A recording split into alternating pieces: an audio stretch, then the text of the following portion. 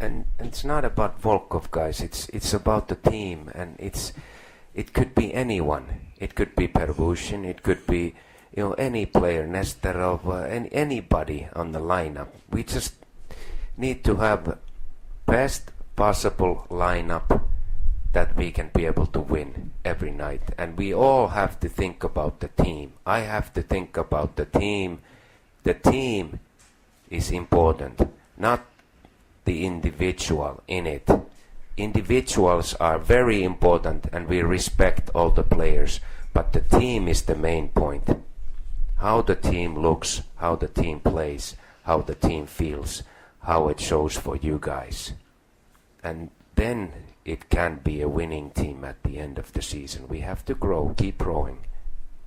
И здесь дело не в Волкове, здесь дело в команде. На его месте мог оказаться любой игрок, и Первушин, и Нестеров, потому что для меня самая главная команда. Для меня самое главное, чтобы на каждую игру выходили лучшие ребята, которые это заслужили, та команда, которая может сегодня победить, потому что и вы, как фанаты, это заслужили. Поэтому для меня главное не индивидуальные игроки, а целая команда. Естественно, я уважаю игроков, и они все для меня важны. Но самое важное это результаты, это команда. And you guys know that I have sat Salmela out also. I don't care if he's Finnish or not. It doesn't matter to me. All the players are, is it Russian or Slovak or Finn, doesn't matter. He's very important, but the nationality doesn't matter. He has sat out. Kuparinen has sat out 3 games, I think. I'm just looking for the best possible lineup every night, and that's it. And that's my responsibility. И вы могли заметить, что и Салмила не играл, и несмотря на то, что он финн, мне все равно на национальность, и Купаринин не играл 3 игры, потому что для меня важно, чтобы на эту игру самый лучший состав, тот состав, который должен победить. And hey,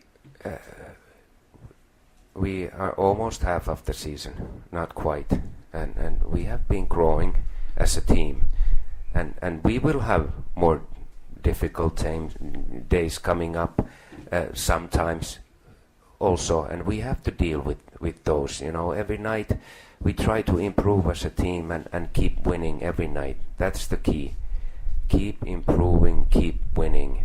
Keep having a good feeling inside the team, but we will have the bad days, and that's the way hockey life goes. But I think we are getting a bit better all the time, and that's very important. That we haven't won anything yet.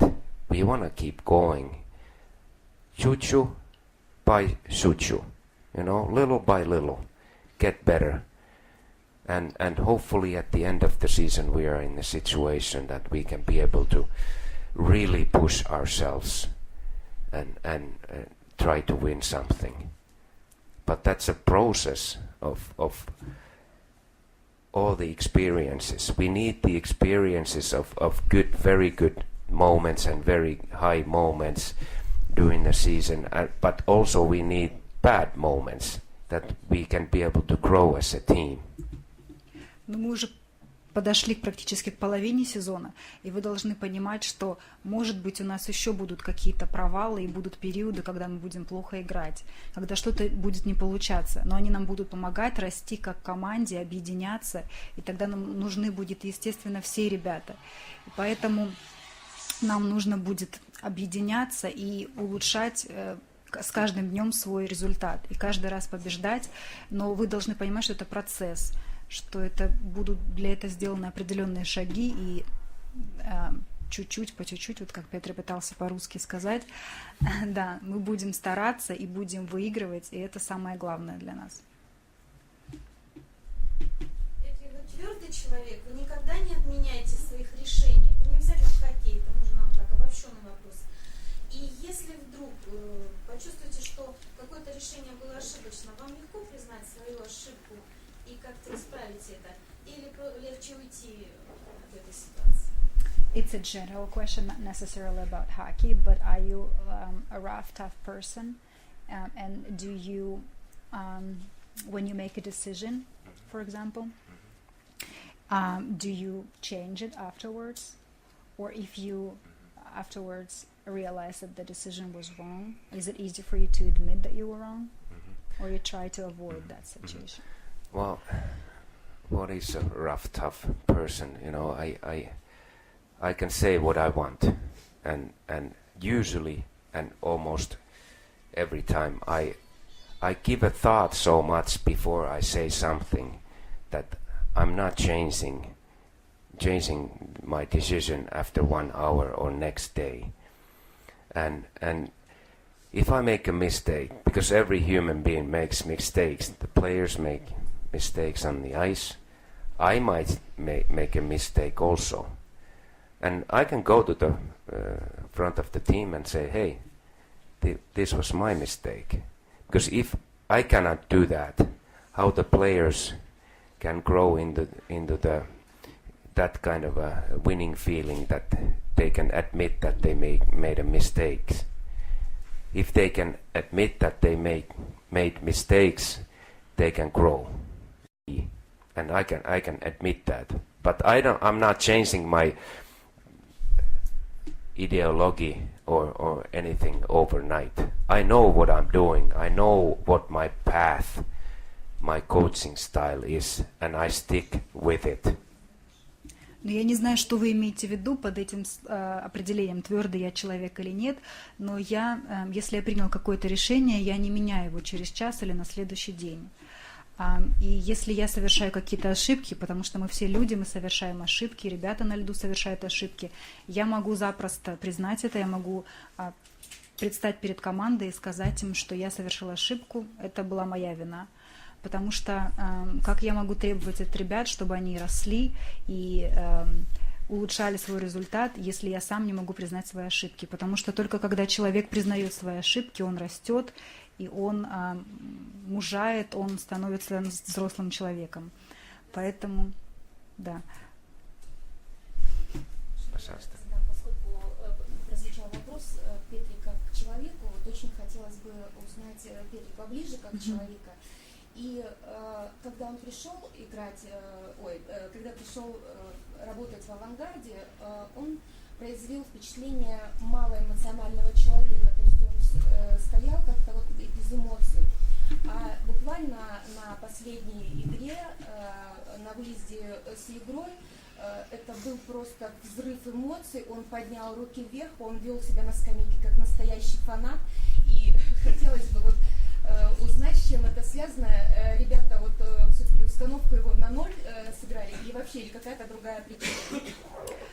Just they would like to know you more personally, what kind of personality you have. So, for example, they've noticed that in the beginning of the season you seem like not very emotional person, or not a person who shows much emotions or anything, even on a bench during the game.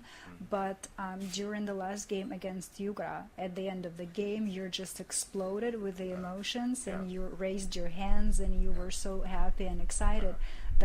Was it because the guys played so well and it was a shutout game, or there was some other reason for your emotions? You guys don't know me. Но вы меня еще пока не знаете. That's why they would like to. Yeah, well, as a coach during the game, I'm not that emotional down there. I want the players to have a feeling that they can play the game without me every second yelling in their ear. But, it could be a different story inside the dressing room. That's a different thing, which you guys don't know anything about. I'm very emotional, and I talk much to the team. I'm not a far away coach. I'm a close person coach. I talk to the team. I talk to the boys. I motivate them a lot. And but it might seem far away during the game that I don't do much, but I have done my job inside the room already. It's their time. It's not my time. If I need to say something, I will. But I'm not just showing myself to the people. The players are showing their things to you. It's not about me, it's about the players. Да, действительно, на скамейке я не показываю свои эмоции, я держу все в себе, потому что я хочу, чтобы ребята играли сами, без меня, постоянно кричащего им что-то в ухо, чтобы они могли в этот момент показать себя. Но вы не видели меня в раздевалке. Моя главная работа происходит в раздевалке. И я не такой человек и не такой тренер, который эмоционально дистанционирует себя от игроков. Я, наоборот, очень близок эмоционально к своим игрокам, я их мотивирую, я с ними разговариваю, я их настраиваю на игру. Поэтому моя главная работа происходит в раздевалке, там, где я проявляю себя, и там, где я показываю им свои эмоции.